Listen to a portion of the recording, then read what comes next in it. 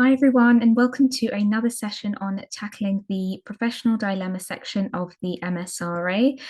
Just in case you haven't met me before, my name is Roshni and I'm a GP based in Northwest London. I'm also very passionate about medical education and I run several courses for ACE Medics. So in these sessions, what we aim to do is to just have a look at a specific question style from the professional dilemma section of the paper and to give you a flavour of what we go through in our courses. So just to get straight into it, let's have a look at this question.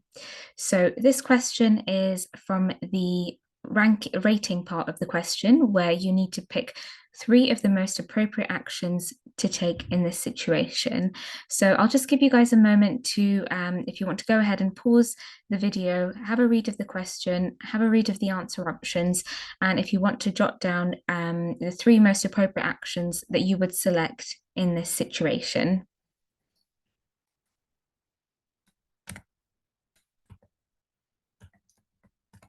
Okay, so we will go through that, but just before we go through the answer options of this question, what I wanted to do was to talk a little bit about the theory behind this question and the technique through which we approach it. So for any of you that have started or have begun to read a bit about what you need to do to prepare for this examination, you will realize that it is heavily based on the GMC guidelines. Now, when you go through the guidelines, they can just appear as a list of facts and it can be quite hard to translate that into the actual question style itself. So this question is related to patient harm and to duty of candour. So this is just something that I've taken from the GMC guidelines itself. So it says that every healthcare professional must be open and honest with patients when something that goes wrong with their treatment causes or has the potential to cause harm or distress. So what this means is that healthcare professionals must tell the patient when something has gone wrong, apologize to the patient, offer an appropriate remedy or support to put matters right if possible, and explain fully to the patient the short and long-term effects of what has happened. So it's very common in a system like the NHS for mistakes to be made. And many scenarios will involve either a mistake that you may have made, or you as a junior doctor may have witnessed a mistake or perhaps a breach or a clinical error on the ward.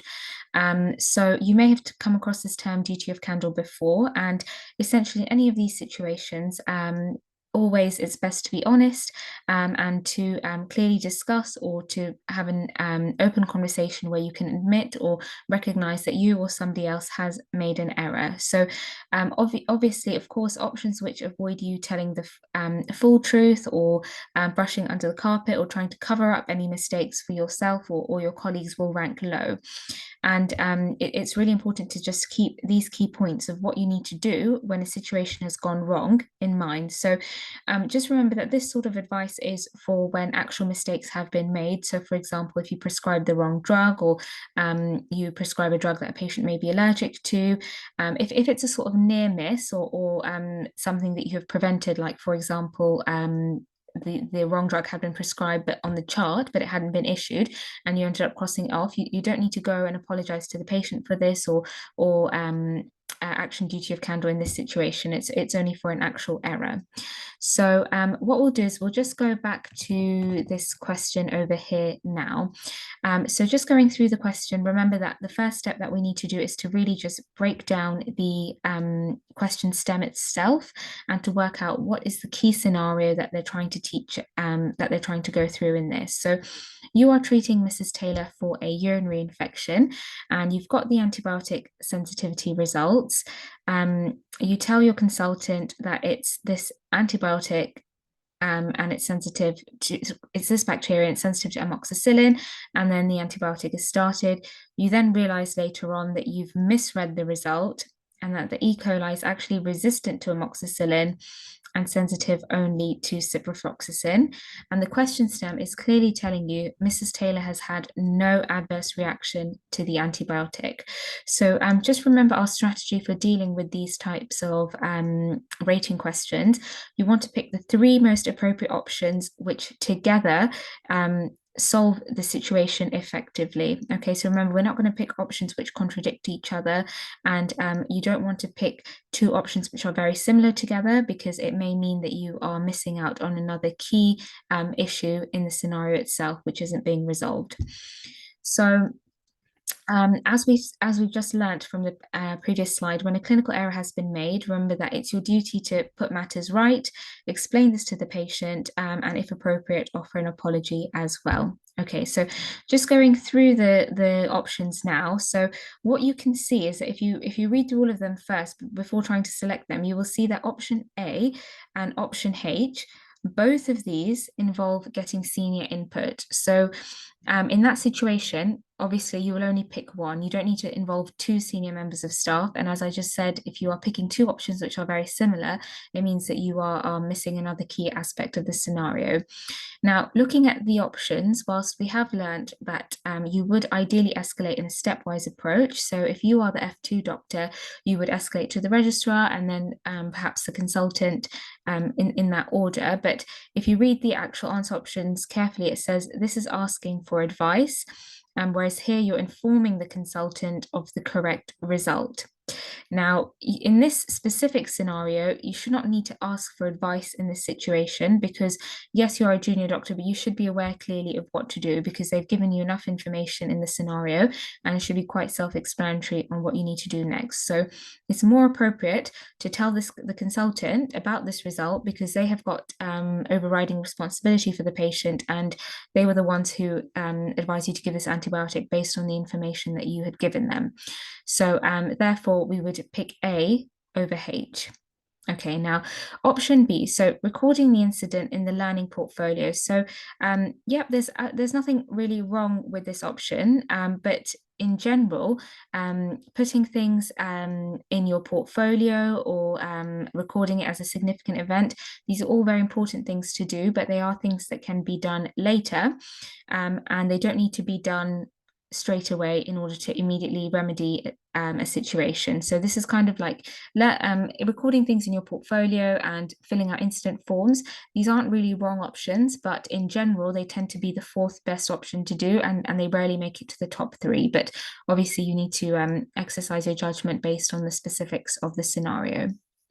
Now, option C, so contact microbiology for advice. So as always, we need to read the question stem as carefully as possible, because the answer is in here. They've already told you that you have misread the result, so there isn't any discrepancy in the actual reading itself. It's just that you've misread it. So calling microbiology is a waste of time, because you already know what the results are. Now, tell Mrs. Taylor that you have prescribed the incorrect antibiotic. So it's really important that you tell her this, because this is a mistake that has been made, because you have given an antibiotic which is in fact resistant. So they do need to be informed about this, as per the duty of candour that we read on the previous slide. Now, reassess Mrs. Taylor's vital signs. So again, you can clearly see in the question stem that she has had no adverse reaction. So given that she's not had a clinical reaction, there is no need for you to assess her clinically, because they're telling you that she's fine. Okay, change the antibiotic to ciprofloxacin. So this is required in order to put matters right and to treat the patient, as you're aware.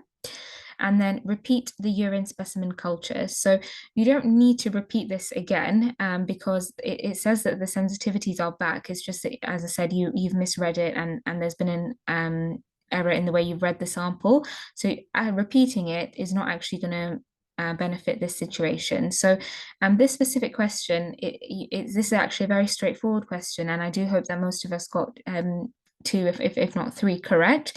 But it's very important to just read the question itself, because it told you already that there was no adverse reaction. So immediately, when you quickly go through the options, you can rule out option C, you can rule out option G, and you can rule out option E, because these are all related to clinical actions that you would take, and it's already told you don't need to. So then you're just meddling with four other options, because we ruled this one out, and then this option, as I said, it's sort of like the fourth one, but it doesn't make it to the top three. So in this situation, the best things to do are to inform the consultant, to inform the patient, and to put matters right.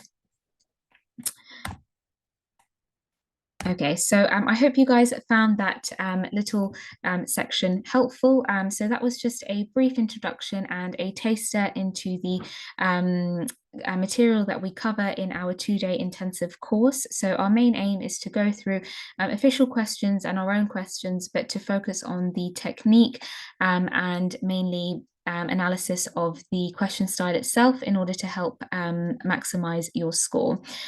So please do log on to our website for further information regarding the courses that we run, and stay tuned for the next video. See you guys soon. Bye.